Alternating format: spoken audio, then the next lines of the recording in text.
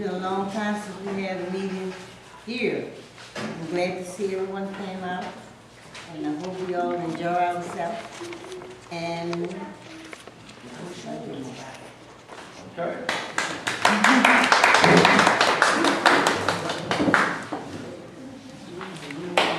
I've got one of Fair Ryan's famous maple sausage, let me see, maple bacon biscuits in my mouth, so I'll clear that up. So we're glad to have you in New Orleans. As you know, every year for 31 years, may not be in July, sometimes September, sometimes June, sometimes August, we get together, the stewards and leaders of Local 100, to look at where we're going, do some work on our skills, talk about some campaigns. Luckily, last year in Lafayette, we invited our friends from Community Voice, A Community Voice, to come join us here in New Orleans, which is the heartland of A Community Voice still. It's even more lucky for us that we can lure some of them out on a Saturday. You know how it always is, wherever you have the actual event, people are the latest getting there. Wherever you come from the farthest, they're always the earliest. That's like a rule of meetings, you know? If it's New Orleans, there'll be New Orleans people dragging their ass in here for the next hour. And I'm just going to say right now how sorry I am, but they're going to tell you about how much it rained yesterday like you don't know. Because we were worried about all of y'all having a swim out 20 miles. So it was pouring down. As you see the paper, there's nothing but pictures and stories of streets sometimes, like Rampart Street in the corner. I didn't know that ever flooded like that. It was like up to people's knees. So it was crazy yesterday, but y'all were safe and sound, so we're happy. Here's what we're going to do today. This morning, first we're going to start out with some brief reports from all of the Local 100 offices, as well as, you know, A Community Voice. I don't know who's doing that, but I assume Vanessa, you're on point there. We're going to look at campaigns, and we're going to break into 3 different groups for about an hour and talk about some of those campaigns. If you're in Houston or Little Rock particularly, you know we've been trying to get internet access for our Head Start people, our school people, and lower income working people who couldn't get it. Comcast promised, nobody delivered. Cox Cable, that provides the cable service here in New Orleans and in Baton Rouge and Lafayette, they promised they were going to do the same thing as Comcast. We tried to talk to them about, well, why don't you do better? But they're not even willing to sit down yet. Times Warner in Dallas, you all sent a letter. They haven't sat down with you yet either, huh, Kenny? So we've got a campaign there. We need to do some work. We're going to talk about community unionism. There was an exciting meeting. I was out of town, but 200 people met in a meeting organized largely by A Community Voice, talking about jobs and community benefits and the construction of the new parish prison here in New Orleans. This is the kind of thing we've been trying to do a lot of places. We've talked about it in Dallas. We've tried to get these kind of jobs in New Orleans and Houston before. We've got an opportunity now to have a deeper conversation about what a kind of community union partnership might have to offer us as we look at new construction coming, particularly here in Louisiana, where there's still post-Katrina work, even though we're almost the 7th anniversary away. The third, and this is going to hit some of our workers right in their jobs and pocketbooks, so this is a panic situation. These fool governors in our states, particularly in Texas, you know who I'm talking about. Louisiana, you don't know him, some of you. Bobby Jindal wants to be vice president. If it meant running for vice president, meant that you have to resign as governor to be with Romney, we'd be out here with signs saying Bobby Jindal for vice president. You know, vote the other way, but we'd love to have him not, but he can run for a vice president and still stay as governor, so doesn't do anything.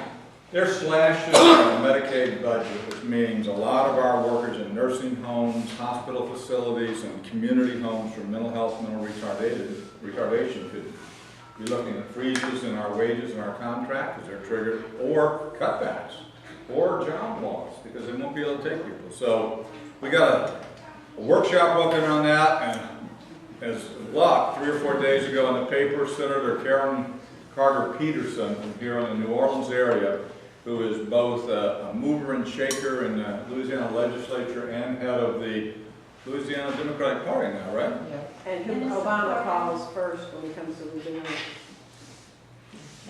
not privy to President Obama's cell phone speed dial, but regardless, she is somebody who is out there in the paper saying she's needing to fight against these cuts. I reached out to her at the last minute.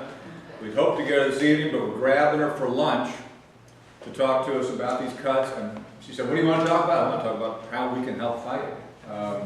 So could be you all set the table in that group, and then we'll jump right there. So that's what we're going to look like. I'm doing this now so we don't have to waste time with it between the reports and that. We can just jump right into those three groups. Lunch we're going to make here. We've still got a couple of these great Fairgrinds is our coffee house. Since the last time we've met, we've got a coffee house in Mid-City that's supporting our organizing. We could say it's the only, it's the only fair trade coffee house, which means the producers get more, and fair to say it's the only union coffee house, not because the employees are union, but because it's the only one that supports the union, and that means they support this union and y'all. So the coffee comes from them, and pastries. This wasn't just sweet stuff here. I'm looking out for y'all's health. I have to do some personal tutoring with some. Hold on. This is a maple bacon. Bacon. Bacon's pretty good. Biscuit. That muffin was a cornbread, sausage, and cheese muffin. Now that's sweet stuff. And okay, there was a scone for some people. Got to have a little something sugary. But that's some great stuff. And when we put this kind of food into Fairgrinds, boom, people start grabbing the food. They had all those old bagels get nasty, and How many of you eat bagels every morning? That's why we changed it. Tell me, who does that? Nobody in the South. If we either moved the coffee house to New York or we had to change the food, and we just changed the food. It was a lot easier. Social policy and social policy press are big supporters. We've got some books for people later who don't have them. In the afternoon, it comes to the skill time. And hopefully those people have been drafted to do the role playing on how to sign up members and how to handle agreements have been talked to. Is that true? Oral, Danae, Rosa? If not, we've got a lot of time to get it together before then, but that's part of it. And then we're going to also break into groups and look at the contracts on our private sector contracts. We've made a lot of progress, but you got to know that, as stewards, you got to know the grievance procedure, or they're just playing with us. And so this helps you get some weapons in your hand. Those of you from the Gulf Coast and some of our other contracts know how effective you've been once you learn that. We'll do that. We're going to talk about politics. There's a big election coming up in November. People heard about it? Oh, yes, that is. Everybody from Texas, you already have your ID? Because we're going to take pictures if we have to here. Send them back to oral so you can walk in with your picture ID. We'll sign a little 100 if we have to. Whatever it takes to get y'all to vote. And here, you have to have an ID, but Beth, how do you get around it? If you are at the polls, you can tell them that you don't have to have a photo ID, you can sign an affidavit. And they'll ask you questions for the information that they already have about you, which is your mother's maiden name and date of birth, to prove that you are who you are, because they already know who you are. Because there's no fraud. This has been a law in Louisiana for years. As our kids were first getting old enough to, follow some polls and finally vote themselves, the one thing they always refuse to do, they will not go to the polls with their mother. Because every time their mother, Beth Butler, wanted to teach the new poll workers that you didn't have to have an ID. This goes on years ago when they passed it. So that meant they would take her aside and take her 10 minutes rather than 2 seconds that it takes to vote. But eventually, Chaco, Danae, and I, we all said, oh, no, we'll go ahead and vote. We're going to vote. No, I'm voting early. Oh, I'm voting late. We always said, over the years, nobody would go to vote. Let's all go vote. No, we're busy. Because it was just one, we walk in, ID. They say, oh, you're with Beth. No. We know that law. Beth has enforced it every election there's been in this city for, 10 years or so.